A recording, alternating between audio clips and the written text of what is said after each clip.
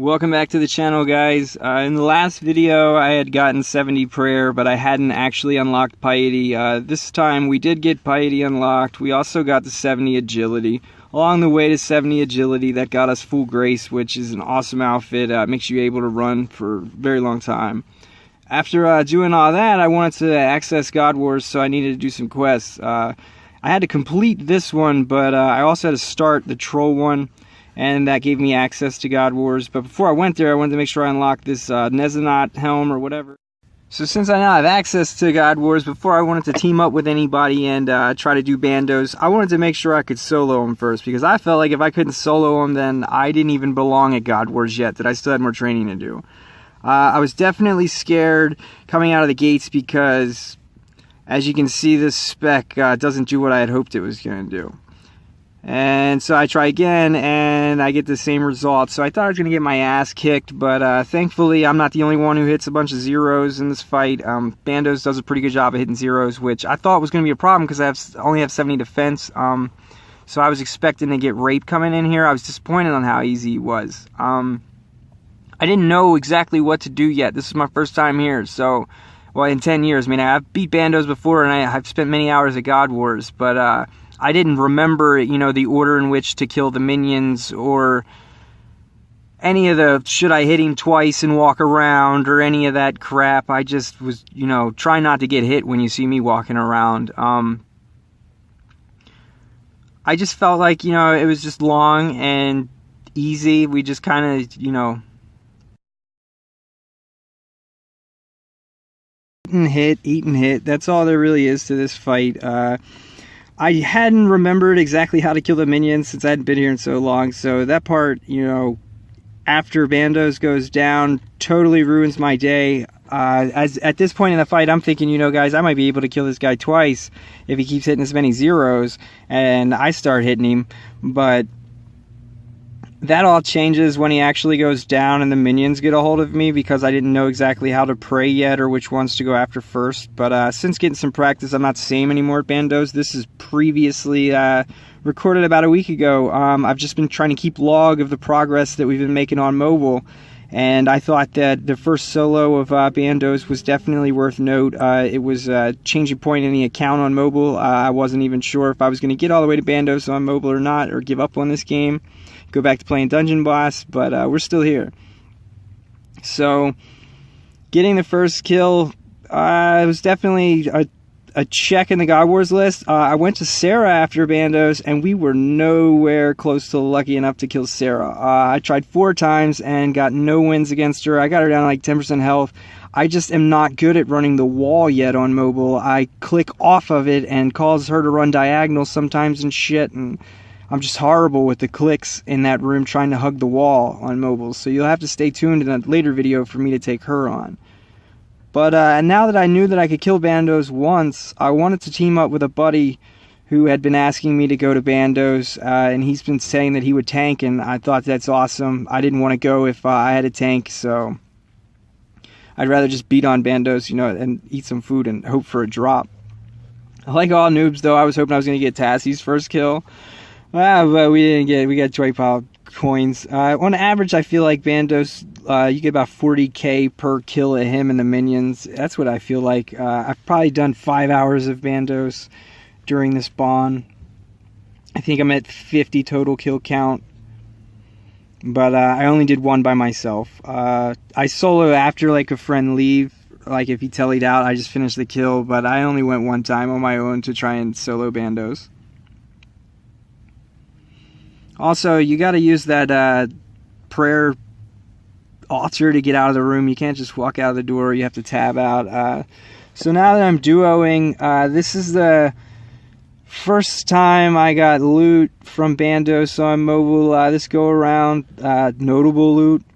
I won't spoil it for you. I let him actually fall over so you can see what we got.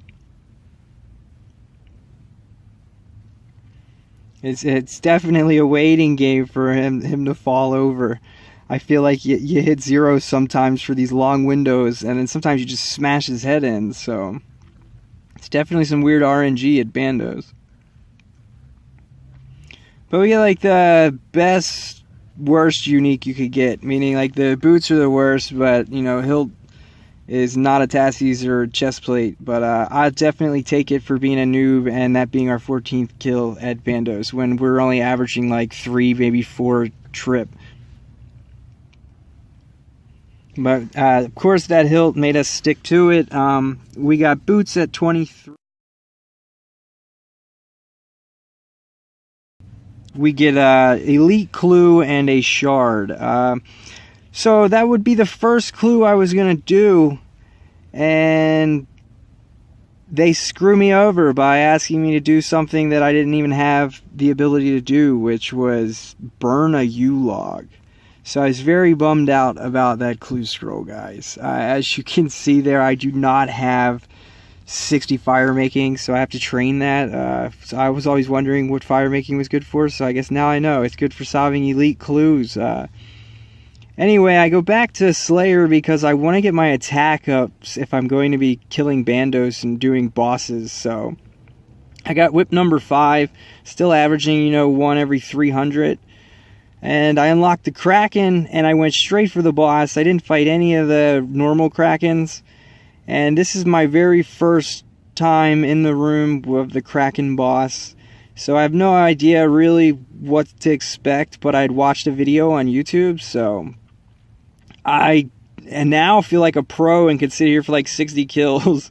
But I don't recommend bringing what you see me wearing. The Carls and all is cool, but I use it's called a Trident of the Sea instead of the Slayer darts now, and it just demolishes this boss. It's $1 million for the Trident, but you make the loot. Here the drops are very nice. Sometimes you can get like battle staves that are worth like 80k, and that's just like, you know, an average drop. Might happen 3 or 4 times in a trip. You have to kill those 4 little things, and then you can attack the main boss, and you have to use magic, and prayer doesn't really work here. So now I've started bringing just like all brews with stat restores, not super restores, just stat restores, and I can sit here forever, it feels like, with the Trident. So that's what I recommend people doing. If I get the task again, guys, I'll make a guide maybe to it or something, but I just wanted to show you all the first kill ever that I got on it when I come in here. You need 87 Slayer to get it, so that was just a benefit from training Slayer that I wasn't expecting, you know, past Abby's. I just, you know, was like, wanted to train Slayer to get to Abbey demons, and now I'm using Slayer completely. I mean, I've been using it completely since I started to count to train my combat, meaning if I'm going to train my combat, I'm going to do it on Slayer task, and that's what I've been doing. But so now that I demand more attack or more damage output from my account, I jump back on the Slayer wagon to get my attack up. And since my combat level has grown from whatever it was in the last video to 106 now. These bosses, this is the easiest boss I've fought in the game so far.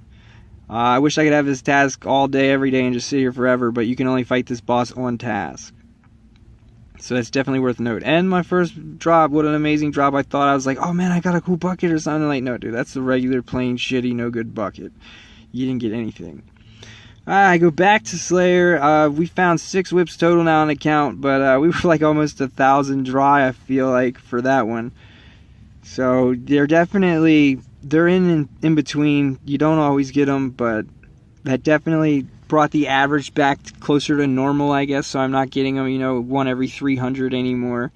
But we're 88 Slayer, and in the next video I'll probably be higher since I'm going to be using it to train my attack and stuff. But as you can tell, if my account's growing, I needed to buy a house, and I need to get my construction level up in the next video even more than I do in this bond, because I want to put a pool in my living room.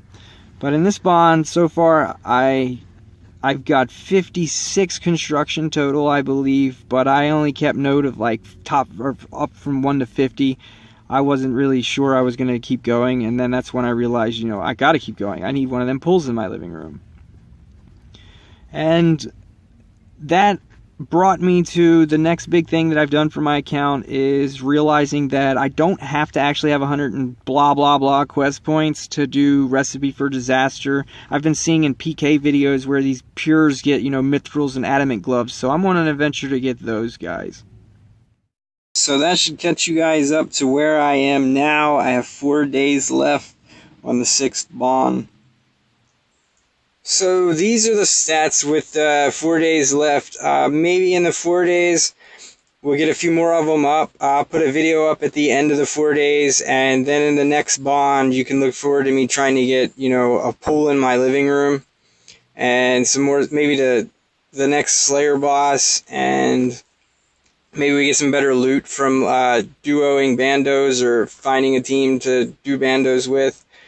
Yeah, just have to stay tuned. Thanks for watching. Make sure you hit that subscribe button and turn on the bell if you want to see the videos on time so that you can keep up with what I'm doing. Later.